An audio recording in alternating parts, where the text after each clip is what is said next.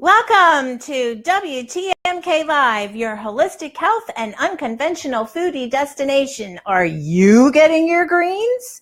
That's what we're going to talk about today. So if we haven't met yet, my name is Colette Wideck. I am a certified integrative nutrition health coach, and my passion is to help people who are frustrated and struggling with their efforts to control their blood sugar, lower their cholesterol, and release their weight. So today we're going to talk about, like I said, greens. There are some greens that are really, really good for you and some that you need to kind of, watch what you're doing. So in that, one of those greens that you really need to have a little bit more information on is spinach. So that's what we're going to talk about today. So while spinach is very high in protein as far as vegetables go, in fact, they are number 3 on the list of vegetables that contain protein. They also have a few anti-nutrients in them that can keep you from absorbing things like, I can remember. Calcium and magnesium. So when you eat them raw, especially, because they have some acids in them that are anti-nutrient. But I got a fix for that, and we're going to cook it up today. So, excuse me, I just had an interview with one of my friends on Facebook here, and my friend's a little bit raspy after that. That's okay. We're going to just power right on through this. So like I said, I do have a list here of 10 vegetables that have pretty decent amounts of protein, and we'll go from the top to the bottom. And I do have a list here, so I don't forget what they are. The number one vegetable that has protein in it is green peas. And for those of you who are diabetic and are trying to keep your carbs really low, green peas also have pretty high carbs, but they also are pretty high in fiber and all those other really good nutrients. So I would not discount having green peas in your diet for sure, because they come in at 8.24 grams of protein for 1 cup serving. So that's a lot. The second on the list is russet potatoes. And here again, if you're trying to control your carbs and keep them very low, potatoes are something else that you don't want to really have in your diet a great deal of the time. In fact, I almost never eat russet potatoes. I do eat red potatoes, but especially sweet potatoes. I really like sweet potatoes. But russet potatoes have 7.86 grams of protein for 1 baked potato, and that's if you bake it with the skin and all that stuff on it. And like we said before, number 3 on that list is spinach, and it comes in at 5.35 grams of protein for a 1 cup serving. Now, I will say that a 1 cup serving is a 1 cup cooked serving, because 1 cup of just raw spinach only has like 1 gram of protein. So, and if you think about it, like when you cook spinach, a lot of spinach makes a little bit of cooked spinach. So as we'll see here in just a minute.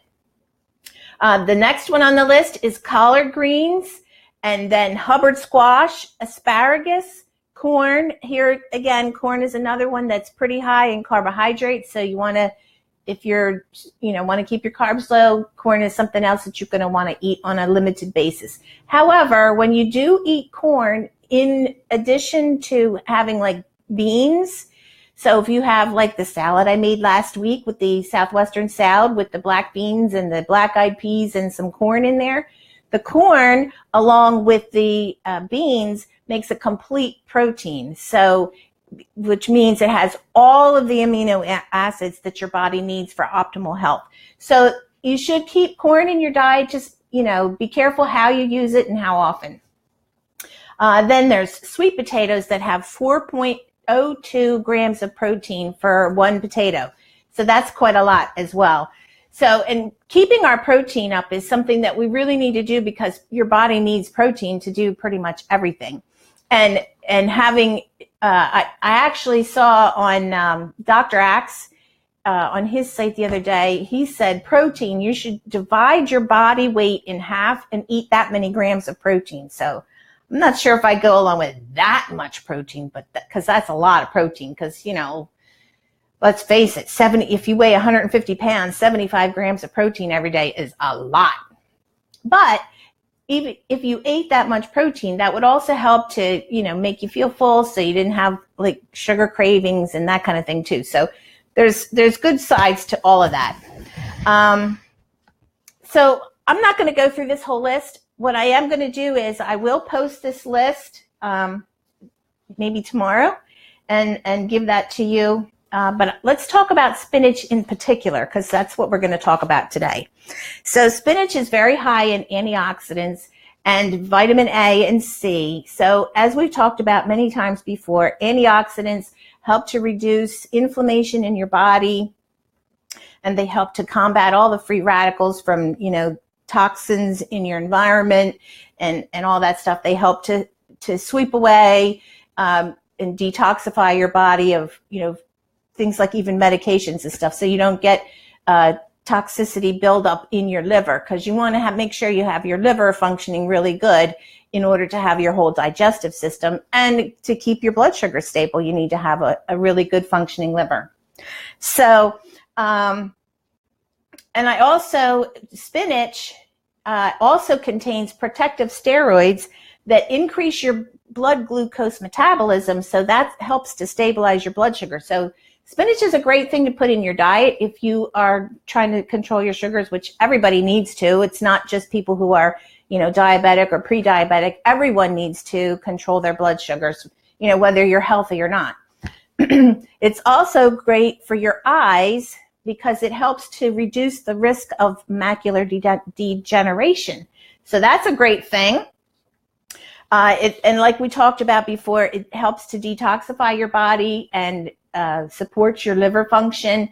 It also prevents bacterial overgrowth in your gut, so you have much better digestion, you have much better nutrient absorption and all that stuff. And it also, something that's, pretty important for those of us who are getting up in the age, is that it also helps with cognitive function as well. So that's pretty good, right? Also, so like we were talking about, and it also has a very high level of magnesium, which we talked about. Problem is, it also has some nutrients to keep your body from absorbing it. So we'll talk about how to fix a little bit of that. But magnesium deficiencies can be associated with like insomnia and being moody, having headaches, high blood pressure, and even an increased risk for diabetics. So you want to make sure that you have plenty of magnesium in your diet. So like we said, spinach may not be a great option if you are someone who has IBS, asthma, fibromyalgia, arthritis, or thyroid disease. So a better choice of greens for those of you with those things going on would be like Swiss chard or kale or even romaine lettuce. So the baddie that's in spinach is called oxalic acid. And it, like we talked about, is an anti-nutrient. Well, let me put my pan on the stove here so we can cook in a minute. It's an anti-nutrient, and what it does is it binds to the calcium and the magnesium in your digestive tract, and it keeps it from being absorbed as much. So, but one way to really cut that down is to cook it. So that's what we're going to do. Pretty cool, right? So let me just readjust the camera. I've got a little bit of a different setup today because I'm going to be cooking, so I need to get the camera over there. So just give me 1 second and I will get on there. Oh, let me see who I got on here with me before I do that. Oh, I got lots of people on here. Hey, Debbie. Hey, Linda. Oh, hello, William. Oh, Tiffany, you're new to my broadcast. I don't think I've ever seen you on here with me before. Welcome, welcome, welcome. So when you come in, make sure you put where you're coming in from. And if you are new to my broadcast, make sure you put in new so we can connect, because I love that. All right, so let's see here. Am I close enough? Can you see okay? Well, let's turn it over here first, because first we're going to do is What we're making today is some sauteed spinach. And I love spinach. And, you know, Popeye didn't eat it for no reason, because it really is good for you. You just want to, you know, kind of eat it in moderation. It's not something that you want to eat every day. It's also not something that you want to eat raw all the time. So let's see. Yeah, this is heating. I'm going to give it a little bit more heat. And I'm going to slice up some garlic here. And this side dish is super good. And it comes together in, like, you'll see, like 5 minutes. So it's really quick and easy and super good for you. So just give this a little bit of a, slice this up a little. Ooh, I forgot to get one of my spices out that I needed to get. Oh, that's okay. We'll get it.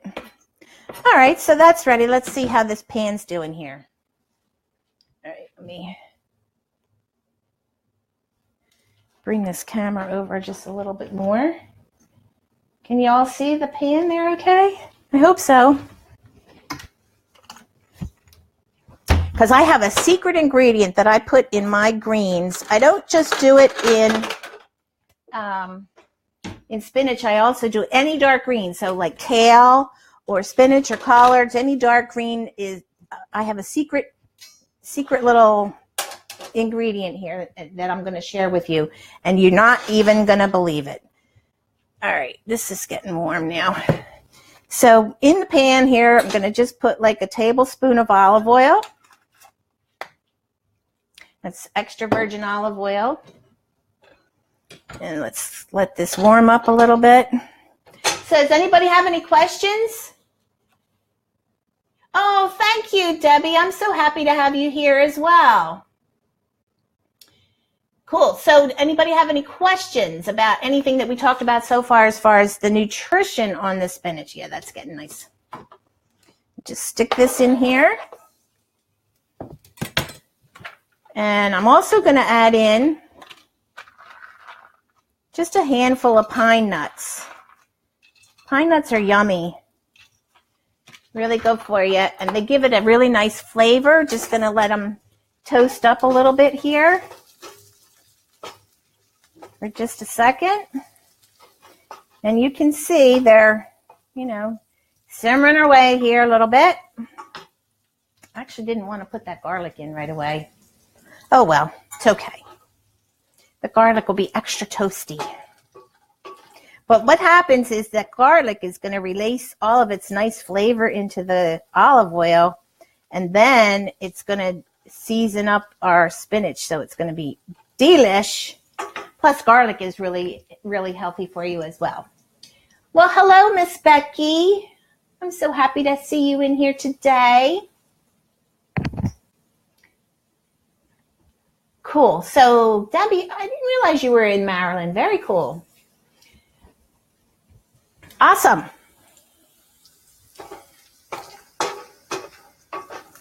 All right. So these are just about, I just want to get these pine nuts to get just a little bit toasty. And we're not going to let them go too long because they will get a little bit more toasty as the spinach is cooking. But you'll see, like, the spinach just, boom, it comes together really fast.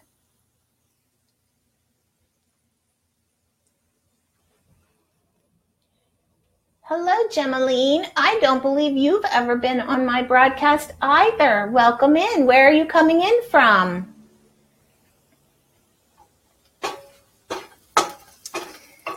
All right, that looks pretty good. They're starting to get, I don't know if you can see on camera, but they're starting to get a little bit browned and toasty. So we're going to just go on and finish with our dish here. And you can see I have this, you know, container here of organic spinach that I picked up at the grocery store yesterday. This baby spinach, and this is about 8 ounces. So, and this 8 ounces will feed, believe it or not, only like 2 people, because it cooks down so much. So if you have a big family, you're going to want to get quite a bit of it. But good news is it's pretty inexpensive as well. So you see it's all in there. I'm just going to give a little bit of kosher salt and a little bit of fresh ground black pepper. And now my secret ingredient is nutmeg. Can you believe that? Nutmeg.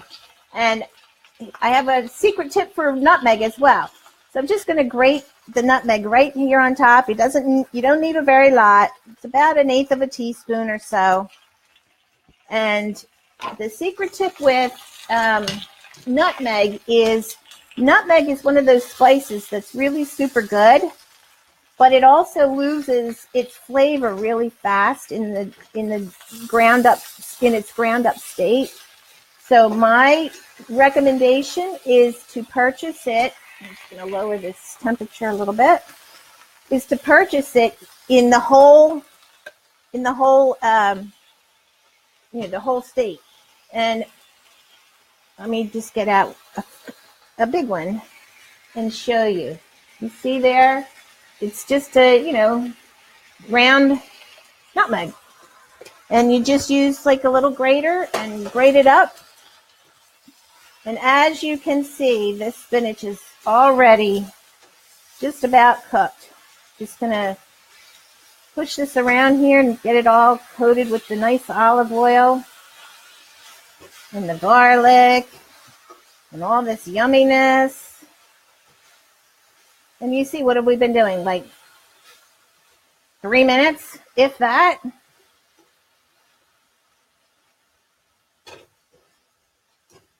And you can see how the pine nuts are all nice and toasty brown. And oh my goodness, if you could just smell my kitchen right now with that yummy garlic. And there it is. It's all done. It's ready to eat. Turn off that. So what do you think? Who's going to make some spinach for dinner tonight? Sorry, I had to put my the window over my sink there. I had to pull the shade down because too much glare. You would never be able to see me. So anyway, thank you so much for joining me today. And if you would like to have a little bit of support with making healthier food choices and getting started with some new healthy habits, I'd love to have you come and join my community. It's called Holistic Happy Living Community. It's a Facebook group right here on Facebook. So just make sure you can search for it. You can message me. I'd be happy to send you the link over there to that.